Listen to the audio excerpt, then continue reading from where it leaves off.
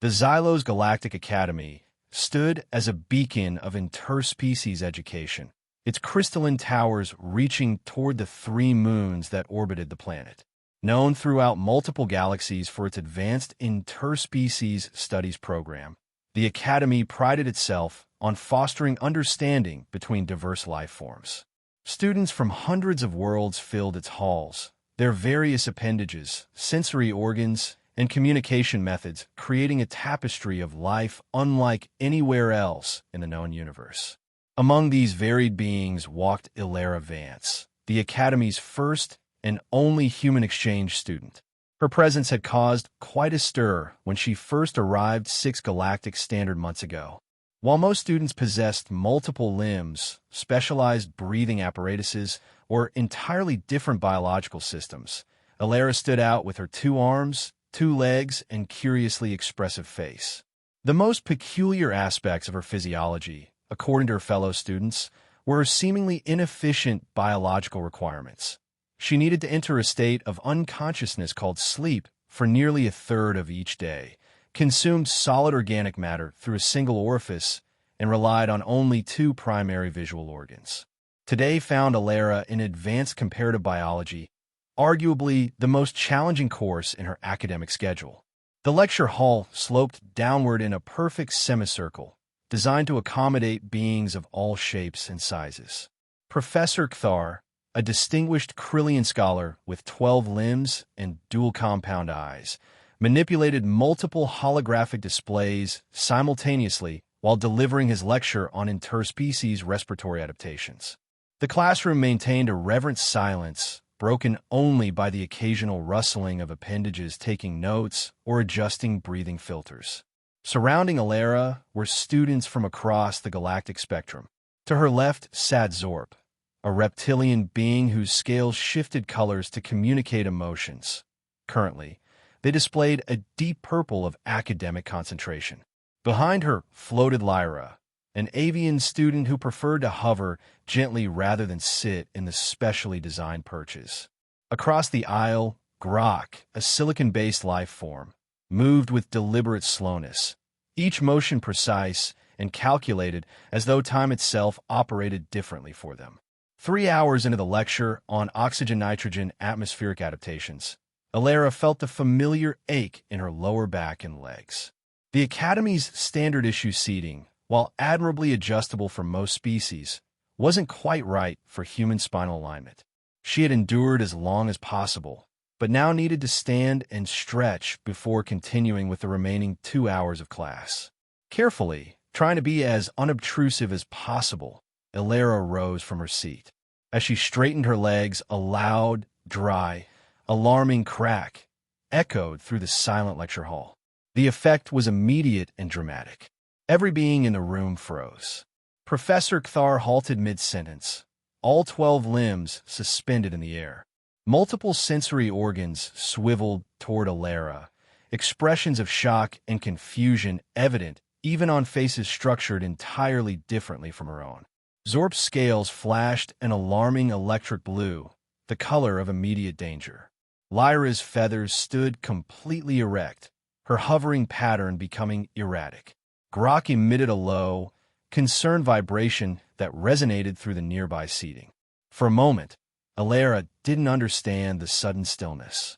Then realization dawned on her face, followed by a slight flush of embarrassment. "Oh, sorry about that," she said with an awkward smile.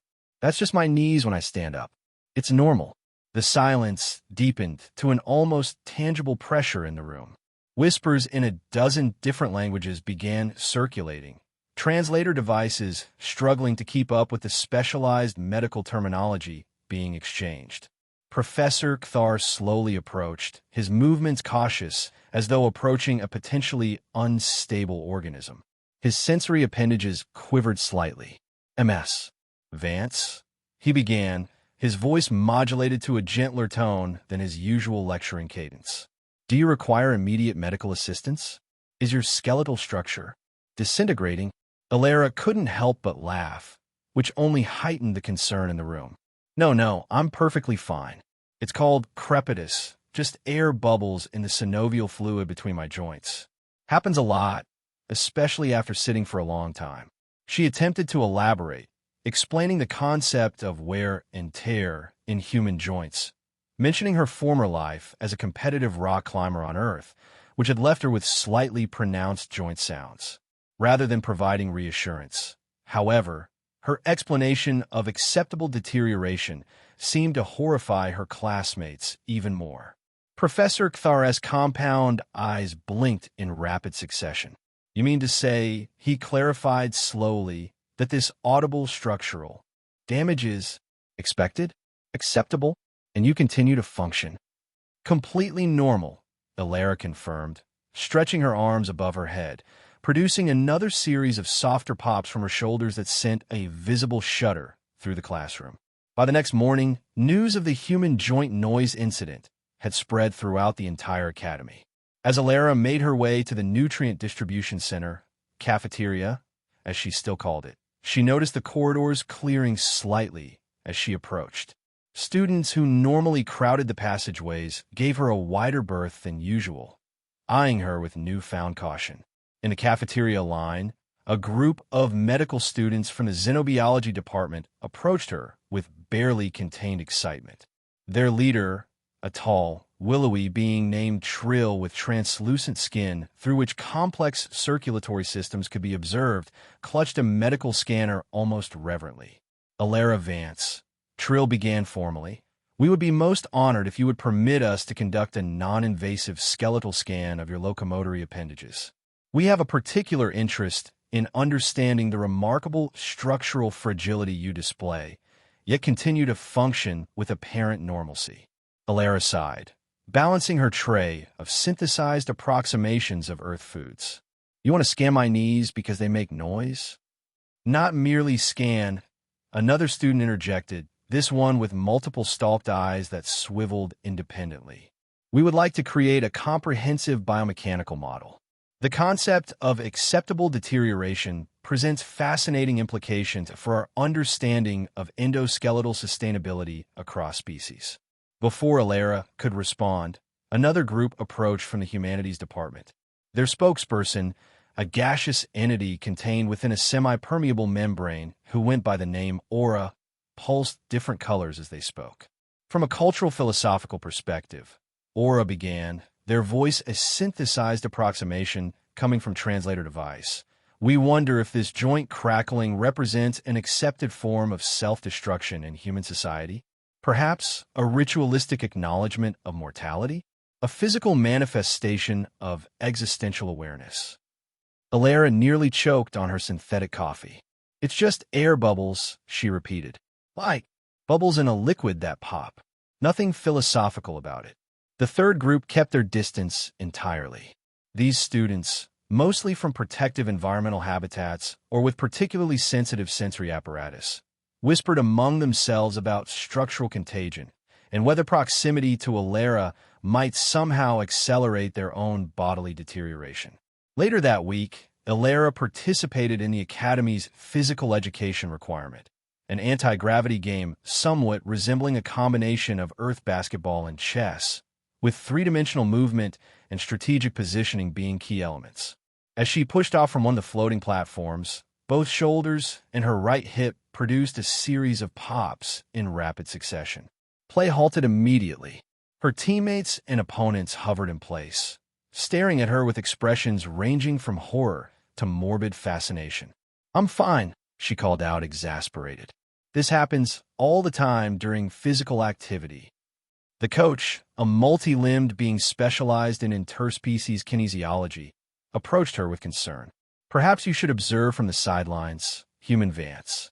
Your structural instability seems to be worsening under physical stress." "That's not how it works," Ilara tried to explain. "Actually, movement helps keep joints healthy in humans. The noises don't mean anything is wrong."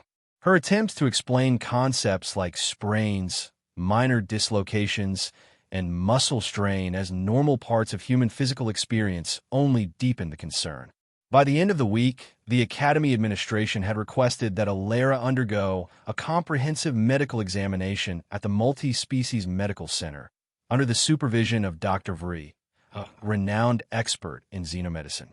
The medical center gleamed with technology far beyond anything Alara had seen on Earth.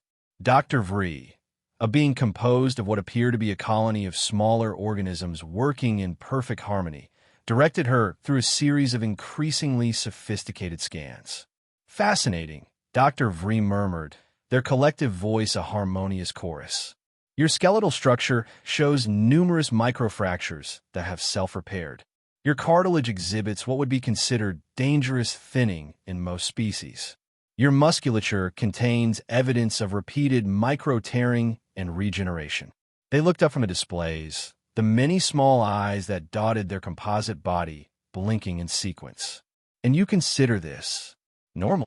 For a human who's been athletic, yes, Alara confirmed. We're actually pretty resilient despite how we might seem to. Our bodies repair themselves constantly. Dr. Vree seemed particularly fascinated by human pain tolerance and healing capabilities. You experience damage, feel pain as a warning signal, yet often continue function despite this warning, and your tissues regenerate without technological intervention. Within limits, yes, Alara explained. That's pretty much how humans work. The doctor's report to the Academy administration described Alara's condition as normal but suboptimal by galactic health standards and recommended no restrictions on her activities, much to the surprise of everyone except Alara herself. The following month brought the required field trip for advanced comparative biology, an expedition to Xylos Prime, the untamed wilderness planet in the same system as the Academy. Known for its harsh terrain and variable gravity fields, the planet hosted unique ecosystems that were perfect for studying adaptive biological responses in real time. As the shuttle descended toward the designated landing zone, Professor Kthar addressed the assembled students, his attention repeatedly drifting toward Alara. The variable gravitational fields and unpredictable terrain will challenge your locomotion and equilibrium, he explained. Those with exoskeletons should engage additional support systems. Fluid-based entities should adjust viscosity accordingly. He hesitated. Human Vance, perhaps you should remain near the shuttle, given your structural limitations. I'll be fine, Professor, Alara insisted. Humans evolved on a planet with significant gravitational variations, hills, mountains, valleys. We're quite adaptable to uneven terrain. Several of her classmates exchanged doubtful glances. Zorp's scales flickered between concerned yellow and skeptical orange. Lyra nervously preened her flight feathers, while Grok simply emitted a low frequency that somehow conveyed deep reservation. The first few hours of the expedition went smoothly. The group traversed a series of increasingly challenging terrains, collecting biological samples and taking atmospheric readings. Alara kept pace with the others, though she noticed the worried glances whenever she navigated a particularly difficult section. The trouble came at the edge of a mineral formation, a field of crystalline structures that refracted light in disorienting patterns. As Alara stepped carefully between two crystal clusters, the ground beneath her shifted unexpectedly. She lost her footing on the slick surface and fell hard, her ankle twisting beneath her with an audible snap that was distinctly different from her usual joint noises. Her sharp cry of pain cut through the ambient sounds of the expedition. The reaction from the group was immediate and dramatic. Zorp transformed to a deep crimson, a color Alara had never seen them display before. Lyra took to the air, circling in agitated patterns and emitting high-pitched distress calls. Grok's usual slow movements accelerated as they emitted erratic electrical pulses. Professor Kthar rushed to her side with surprising speed for his normally deliberate movements. Remain still, he instructed, all 12 limbs moving in coordinated emergency patterns.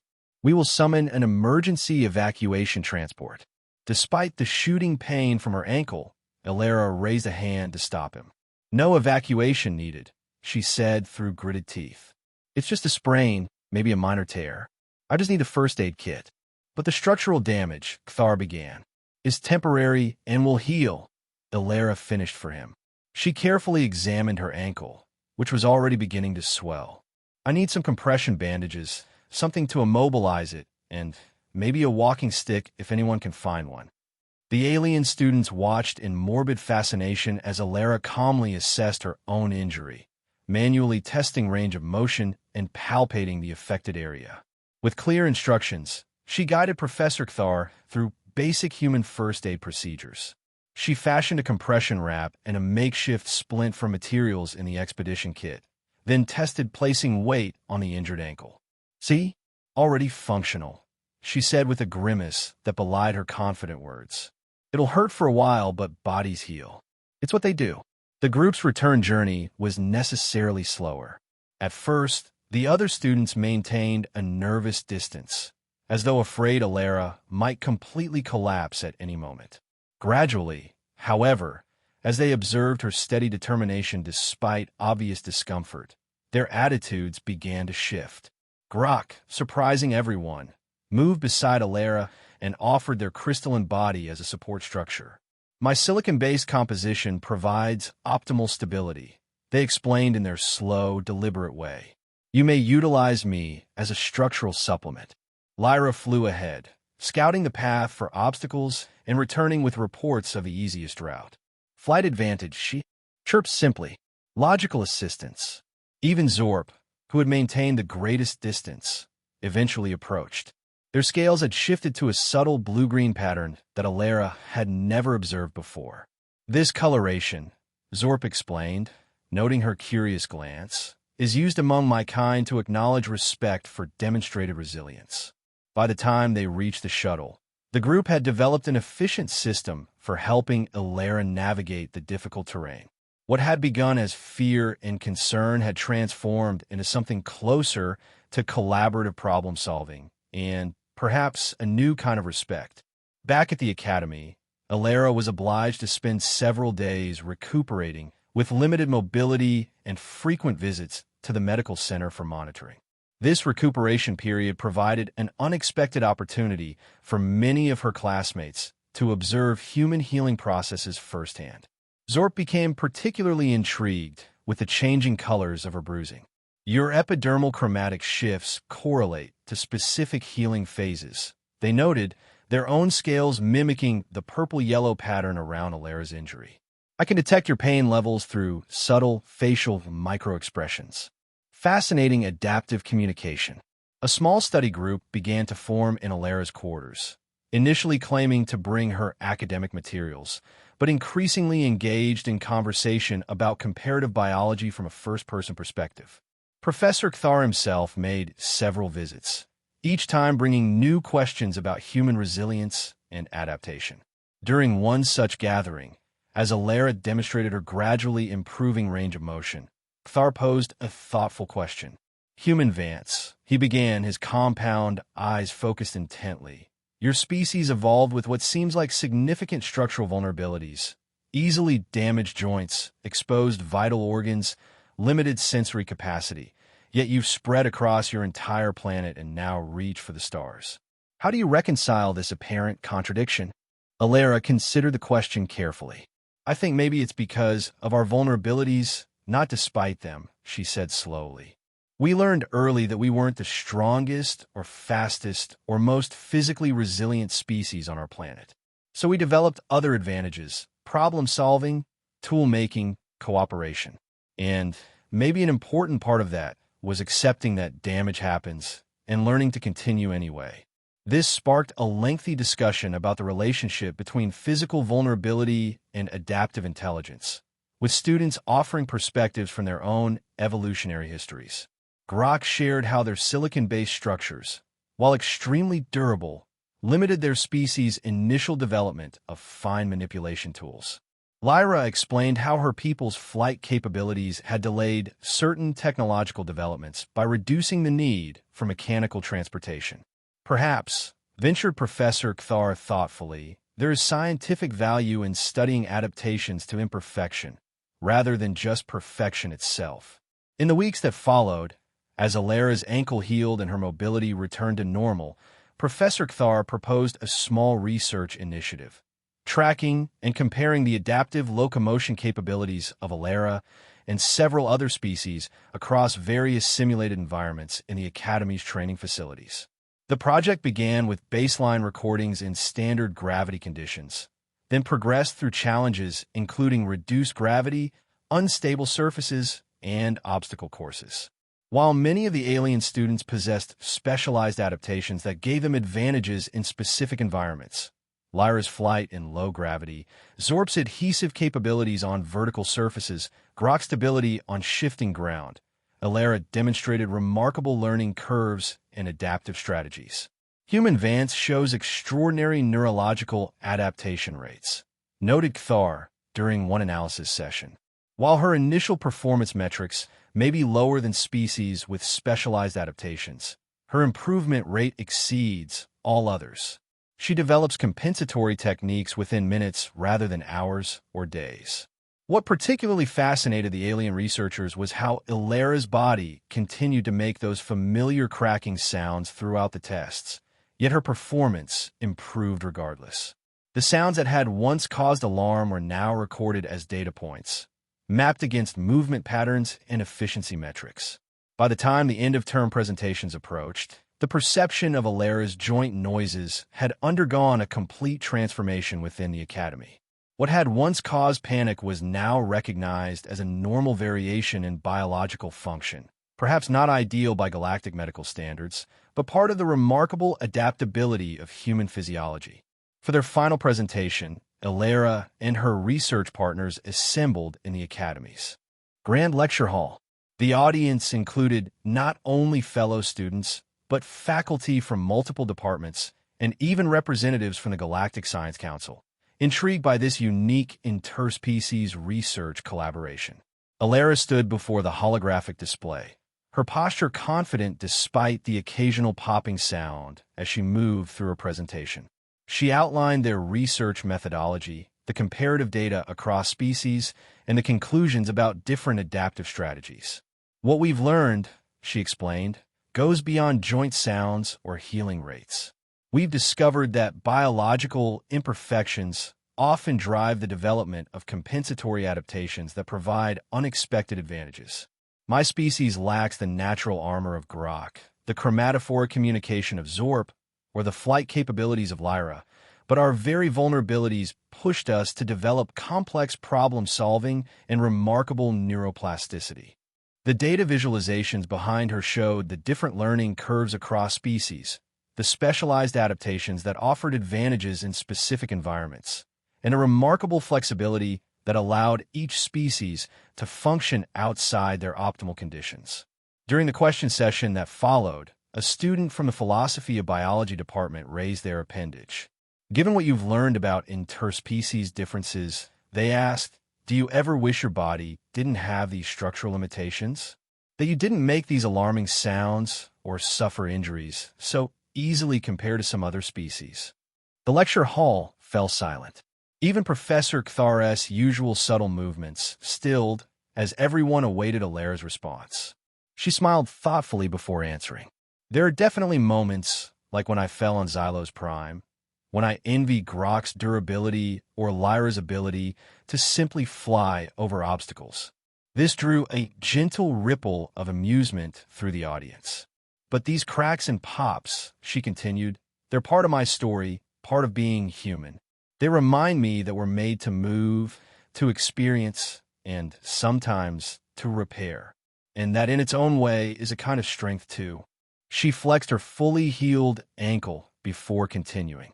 Our research suggests that what we might call perfect biological design isn't universal.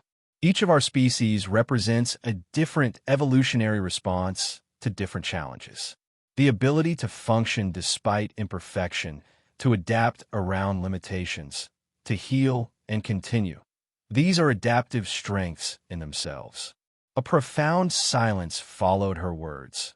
Not the fearful silence of their first encounter with her cracking joints, but a contemplative quiet of deeper understanding. Professor Cthar nodded slowly, his sensory appendages glowing with satisfaction.